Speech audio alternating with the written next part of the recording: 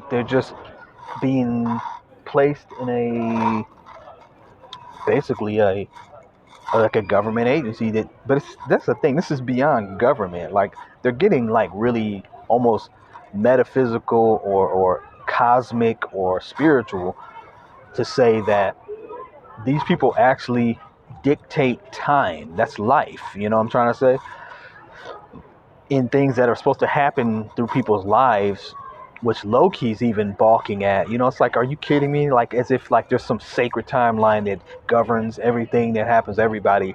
Again, I liked his skepticism and cynicism about it and all that, because that again helps, like almost represent the perspective of the fans, especially as they then explain it. And I'm sure it's going to continuously develop where they're going to keep answering questions about it to make us buy more into it. So again, it's great strategy. I mean, they've been doing it, I guess, because they did that with Thor. You know, they explained Thor so easily in the first Thor movie that it just made your head spin, and before you knew it, you bought into it. And you know, I remember thinking the same thing that I've heard people like John Campia, who's somebody else I follow, and he's a legit source for real, or you know, source of content. I think it was him that said, you know, way back many moons ago, like trying to figure out how were they gonna. No, it was Robert Meyer Burnett, who's basically a co-host or guest on his show, who had said, you know, he's wondering like how are they gonna bring a Thor, a character like Thor, into Iron Man, you know, a same universe where there's an Iron Man. Even with the Hulk, you could buy that. Hulk and Iron Man existing in the same world. But it's like trying to come up with how do you make a, you know, mythological god, and then after that American hokey kind of hokey do-gooder patriotic guy who was frozen in ice, as if like that would actually happen and body last for 70 years. And they did it all seamlessly, but particularly with Thor, because you were introducing some pretty out there stuff to try to make it fit into a you know, a realistic, tangible universe that was kind of grounded. In the reality is the Marvel Cinematic Universe is still relatively grounded, which is amazing. It's just along the way they've allowed us to expand our imaginations, where you can get from Iron Man 1 to him standing in the middle of a street in Infinity War about to take on Thanos' army, or Thanos's what do you call it? What were they called? Shoot. Dang. Um they had a word. There was like a phrase, the something for them. Anyway, the children of Thanos, I know it's one way they called him. But, you know, he's standing in the street with nanotech, you know.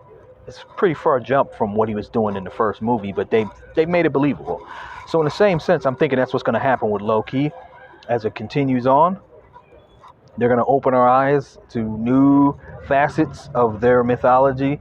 And like I said, I gotta believe Eternals is going to have a tie-in to this, since they're supposed to be ancient beings who have, you know, even more or less have watched time go by and not interfered, but could have interfered with some of the events throughout history, as they say. I mean, how much closer to time variance authority type content can you get? Then you know, because you talk about the what they call the timekeepers. What are the timekeepers' relationship to, you say, the Watchers or to the Celestials? You know, so I think that's what they're going with, that kind of stuff. And then you had like the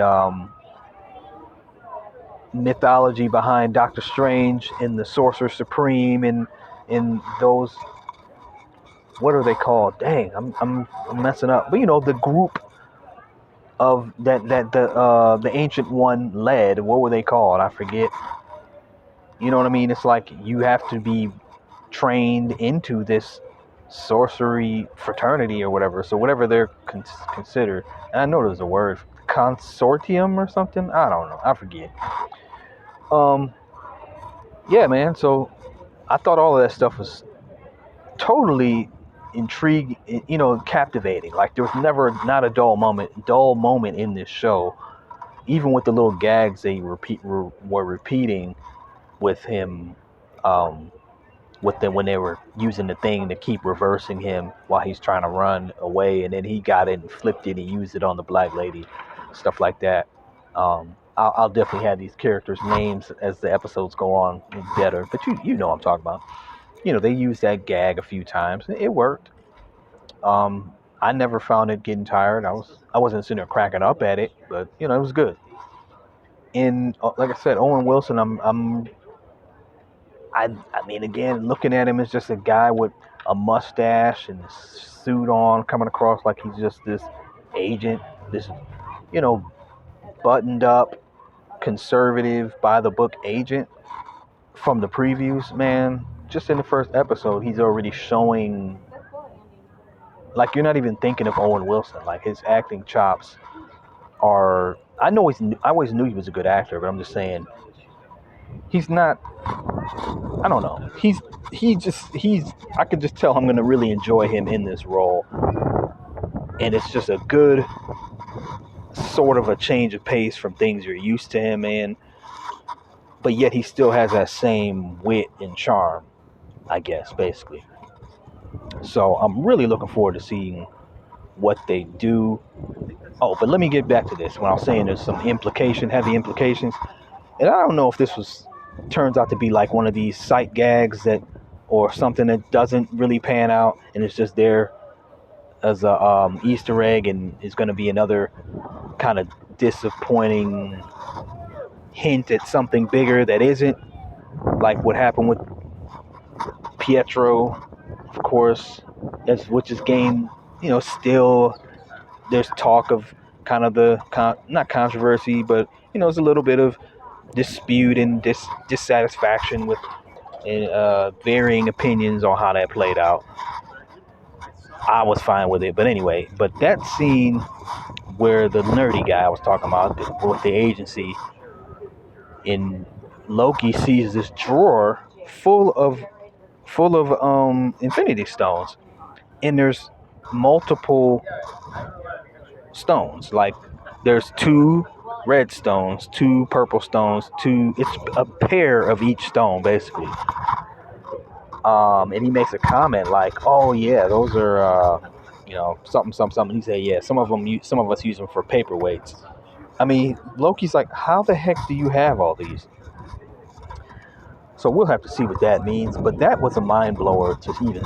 So if that turns out to be another anticlimactic gag, I don't even think I'll mind, because just seeing that scene was amazing, and like, what? And I like stuff like that. So I'm looking forward to see what happens, and I'm almost wondering if that's how. The first thing came to my mind is that's how we're gonna get the scene where he's with Black Widow, because he's gonna grab that Soul Stone and somehow get transported to the Soul Realm and be able to see her. I hope that's what happens. So let's get back to what did happen, and that is, they come up with the idea of. I started to figure that out pretty early, that they were gonna try to use him to help them get a hold of this other variant who's going around killing their agents and all kind of stuff.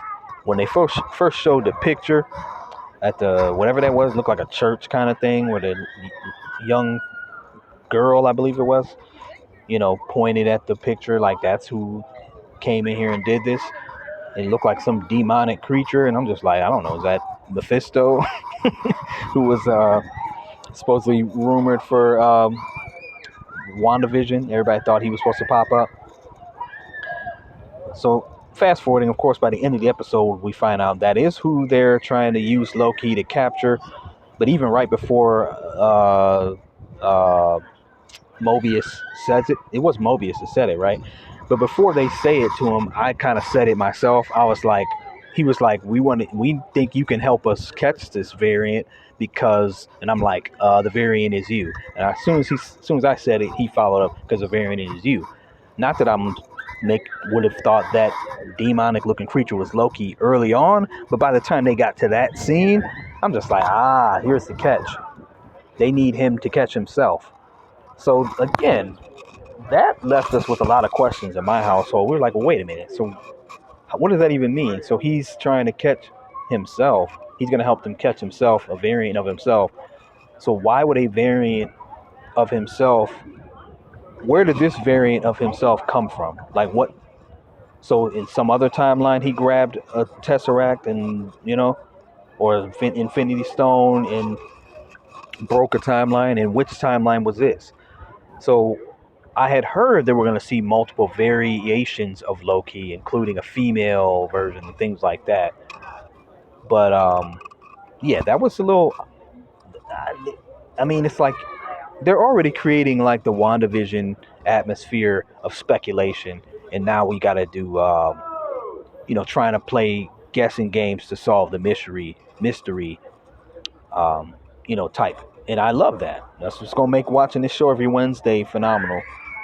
And now that in fact it's on a Wednesday, it's gonna feel like it comes earlier. So I'm gonna appreciate that. But yeah, I need an explanation. Like right now, what are y'all talking about? How is he? What is this variant version of him that's so destructive that it's been killing people?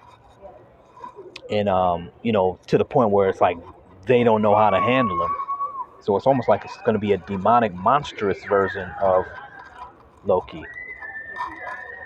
Um, and I'm sure along the way we're going to get to see some other versions. That's what's going to be cool. There was one part, DB Cooper or something. Yeah, my daughter was losing it. And she figured it out immediately. I don't know who that is, and I don't recall ever hearing of DB Cooper. But she's trying to explain to me. She's like, Dad, come on. There's a, I think she said something like a series of books. So I guess there's a lore or urban mythology or what they call folk legend or whatever that type of thing about a DB Cooper.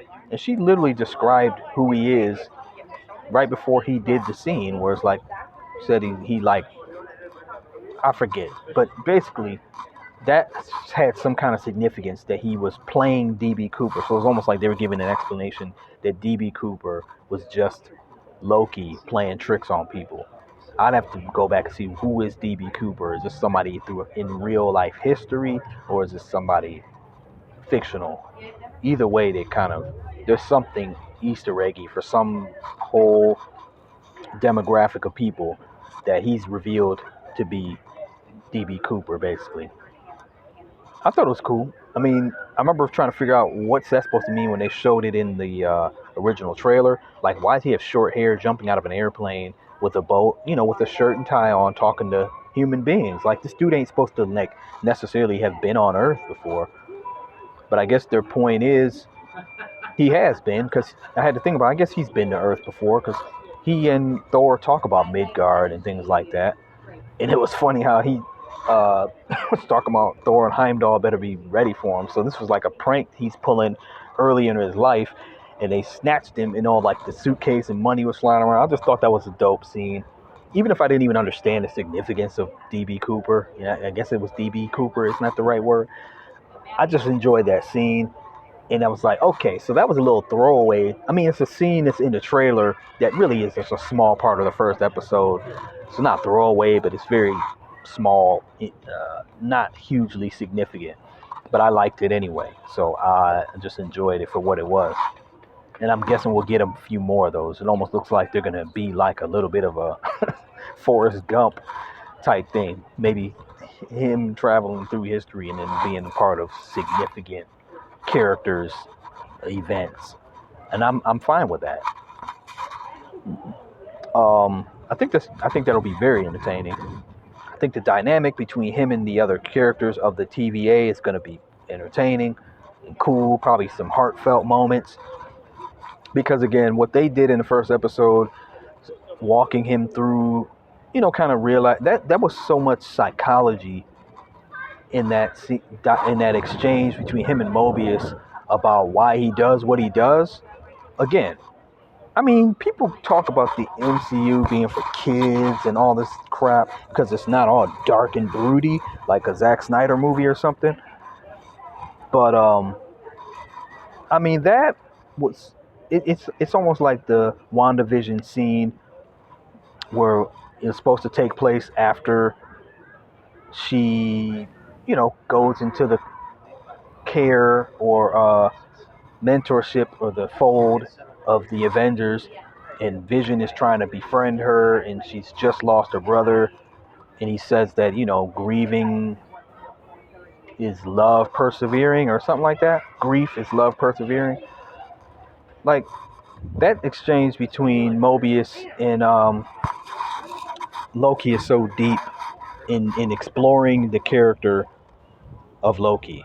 You know, it's just the psychology and the makeup of a character like Loki, and it's like it ties so well into everything he's done in those future movies. This is what's so dope about it. It's like this is 2012 Loki, who hasn't evolved into 2013 Loki or 2017 Loki or 2018 Loki, and yet Mobius is breaking it down or probing into his mentality that whole time and revealing things that are basically, for those of us who've watched him develop, it makes all of what we've seen him develop and do in the subsequent movies make sense. It's crazy. And then he had to see his mother die again, and Tom Hiddleston's acting at that moment, seeing his mother die, it took me back to how well he played one of the most emotional or just best movie dramatic quality cinematic cinema for Martin Scorsese type moments in Thor: The Dark World is when he's in that room and the illusion of what he's doing, and he's sitting there with the room trashed when he found out his mother died. So all of that awesome stuff. Realistically, that's pretty much all I have to say. I just think that the action, the visuals, the pacing, the dialogue, cinematography, the performances are it's like a quirky show, but it's not Thor Ragnarok quirky, and it's definitely not Guardians quirky. It's a different quirky. And I love that. It's like they can keep bringing us different brands of quirkiness. But yet there's a definite sci-fi, dare I say again, like almost like a Star Warsy mythology, but the more serious aspects of Star Wars. In other words, the kind of stuff that makes you feel like you're dealing with some heavy concepts, some heavy concepts about life, I guess is what I'm saying. And I think that's the most interesting thing about this show is this feels like a movie that's almost exploring spirituality. If I'm, I hope I'm not getting too deep or too ahead of myself. But that's really, I guess, what I'm saying. It feels like this is almost going to be like an exploration in spirituality through the eyes of, or through the examination of a character like Loki. And again, I think the Eternals will be something similar. And with that being said, I'm going to sign out. I love the episode. I'm actually going to say this is a 10. This episode was perfect. It was awesome, phenomenal, great. Nothing I could have said that I would do different about it. Even the cartoon thing in the geeky TVA employee who, I would like whoop-de-woo. Even with that being said, I guess maybe it's like a 9.5 then, because I just freaking love the episode. Can't wait for episode 2. This show has potential at this point, just off of this one episode, where I'm basically predicting and now expecting that I'm going to like it definitely better than Falcon and Winter Soldier, which, again, I'm realizing I'm frankly more into stuff that's a little less grounded at this point in the MCU. I don't want it to get too out there, but, the grounded stuff, I'm realizing I like the balance of the grounded stuff versus the cosmic, mystical stuff, but I definitely feel like the cosmic mystical stuff is going to be my preference. That's going to be the stuff that's always going to make me a little more excited or interested. So yeah, I can't wait to see more of this, and I think it's going to end up being a better series than both WandaVision and Falcon and Winter Soldier. Definitely better than Falcon and Winter Soldier. I feel like it's going to be better than that right now for my taste. So I will be back with y'all probably next Thursday. I'm going to get right on top of this review. It won't take me from a Wednesday till a Sunday, and I literally watched it Wednesday night, right around 9 o'clock. I watched it, and yeah, I'm gonna be on it. This show is for real. This is must-see TV now. All right, y'all. Thanks for checking me out. I will see you next time. Peace out. Please click like if you like the video. Leave me a comment, please, and then share the video and subscribe to the page for more content. Now that Loki is running, it's gonna be weekly. I do have some backing up to do on the Falcon and Winter Soldier series, and there's a few other topics that I want to talk about. I'm on location today. You might see more of that. It's now it's summertime here in Cleveland, Ohio, where I reside, and we're gonna keep it going from there. Stay tuned. Peace.